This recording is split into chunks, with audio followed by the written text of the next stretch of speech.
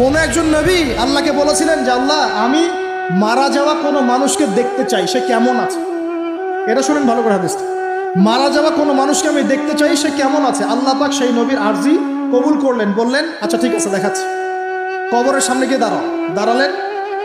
1000 বা 2000 বছর আগের কোনো ব্যক্তি যে মারা গেছে তাকে কবর থেকে জিন্দা করা হয়।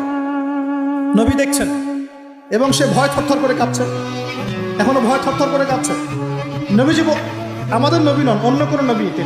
সেই নবী বলছেন যে তুমি ভয়ে কাঁপছো কেন, তুমি কত বছর আগে ইন্তেকাল করছো, কি তোমার হালচাল বলো আমার। সেই ব্যক্তি বলছে আমি আজকে থেকে 1000 বা 1500 বছর আগে মারা গেছি।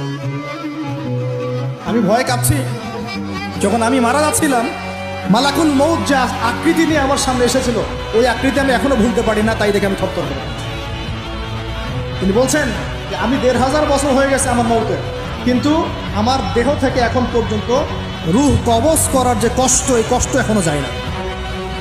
আর এই সব দুর্নীতি করে আর অন্যায় করে মানুষের সম্পদ আত্মসাৎ করে অন্যের উপর অত্যাচার করে আমি ভাবছি যে আমরা কালকে আমাদের মনে পার পেয়ে যাবো।